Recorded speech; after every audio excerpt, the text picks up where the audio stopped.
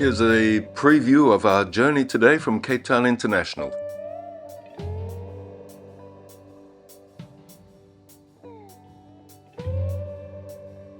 Hello, and welcome back to Google Doogle.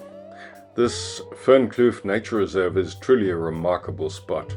The reserve is dominated by fynbos, that fine-leaved shrubland that is the signature vegetation of the Cape.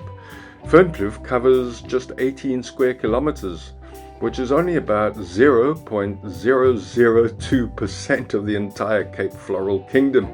Yet, it holds 18% of that kingdom's plant species. That's over 1,250 species which have been recorded here. An astonishing density found almost nowhere else on the planet. If you stay to the end, you will learn a lot about the history, the geography, the wildlife, and the flowers here, the flora and fauna of this part of the Western Cape in South Africa.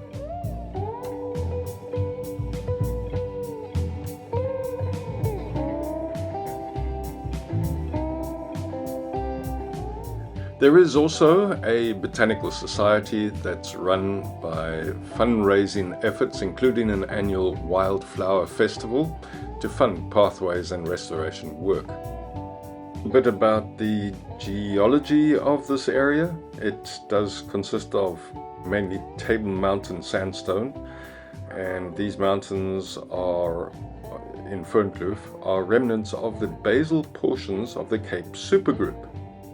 Essentially that ancient sequence of folded sandstones that forms the backbone of the Cape Fold Belt, the same family of rock you'd see on Table Mountain.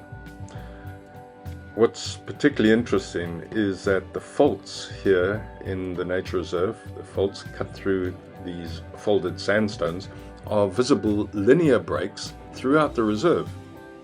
The town of Hermanus actually exploits these faults for groundwater to supplement the town's supply. So there's a nice thread connecting ancient geology right back to the water theme we started with earlier. I wanted to give you a little bit of information of the height of this mountain, so I looked into it and I found that Gulpen Hut at the top of the nature reserve itself is actually sitting at around half a kilometre high above sea level. But Gulpen Kop rises above it to about 596 meters above sea level. That said, it's still not the highest point in the nature reserve. Aasvoel Kop nearby tops out at about 880 meters high above sea level. Round about where we are now, looking towards Babylon's Toren, or as said in English, Babylon's Tower.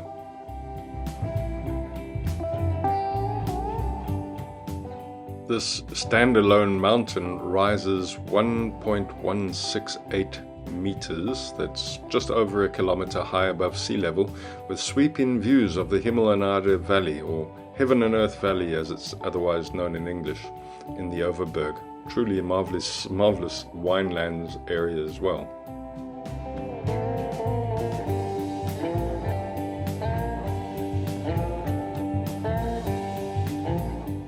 It would of course be amazing if we could find the spirit of Hermanus also in Gordons Bay, where volunteers could just get together and start eliminating all the alien around us as well, and maintaining the footpaths. That's a big thing. We want to promote the Cape. So we are coming up to the three dams that sit up in the kloof, or the ravine here, within the nature reserve. And they date back to the 1930s, back when Hermanus wasn't one unified town as such yet. It was split between two local authorities, that is the Pools Bay Village Management Board and the Mossel River Village Management Board, and each of them built dams to supply their own water to match their own needs in this growing town. The oldest one, the Rockville Dam, is actually mentioned as the original water source for the reserve's nursery back when Fernkloof was first being developed as a botanical garden in the mid-20th century, which was of course alongside a well behind what's now the Botanical Centre, The reserve itself was only officially proclaimed in 1957. As for recent history, the dams have largely lost their municipal water supply role since Hermanus now draws water from larger schemes, but they remain a historic landmark and a popular hiking destination inside the nature reserve, with a walk-in trail linking all three.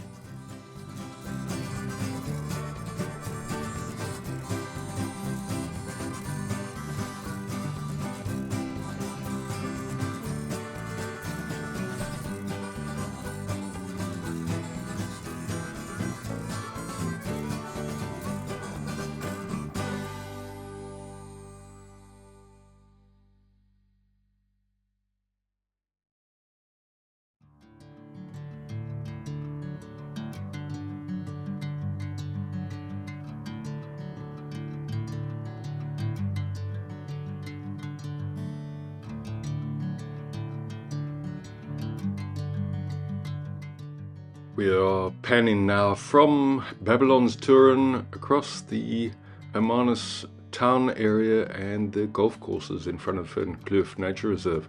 It was rather cloudy or misty, you might say. Not clouds, but that's why it's a bit grainy there. But still, you get the idea. It's a perfectly cool, clear spring morning, and I decided just to have a look over what's over the top of the Galpen Peak. Let's get a peep over at the sunrise there in the valley behind, on the opposite side of Hermanus.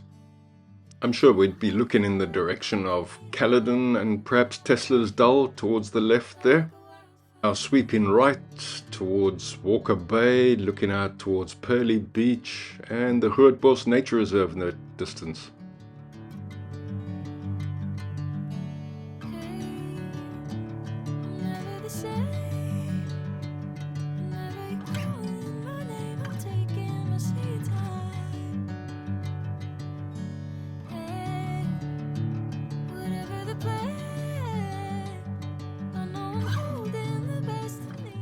Galpen Peak under an African sky, midday heat, looking totally glorious.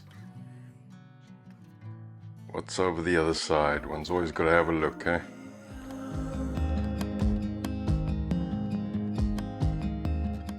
Now, peeping over the top, we see to the right there the Asphalt Kop at the highest point of Fernkloof Nature Reserve.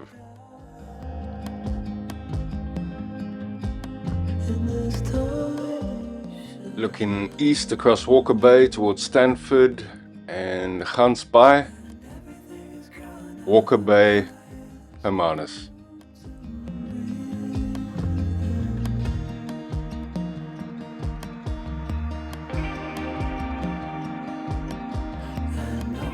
When I look out over this mountain, I'm always comparing the footpaths to what I'm familiar with in Gordons Bay.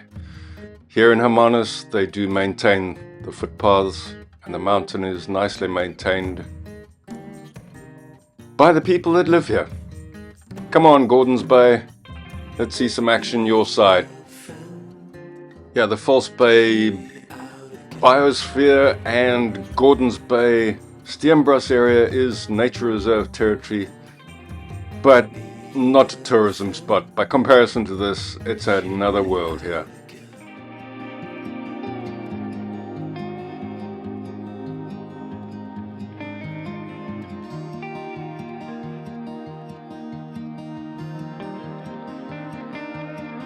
Don't know if I can find my way.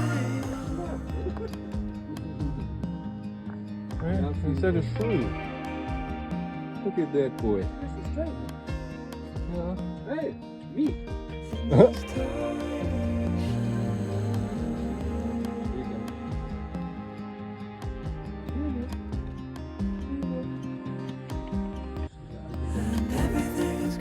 We came across these footprints on our way around Asphalt Klip and discovered that it might probably be one of these pussycats.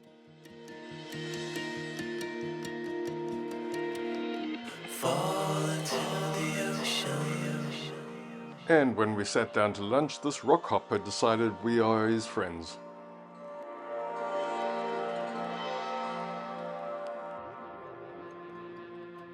We found this remarkable plant, a Myrmetes species, a member of the Proteaceae, and this I believe is a Drosera, a member of the flycatcher family. The lobelia are also in flower this time of year. So I really hope I've tempted you to come and have a look at Hermanus and the beautiful Fernkloof Nature Reserve.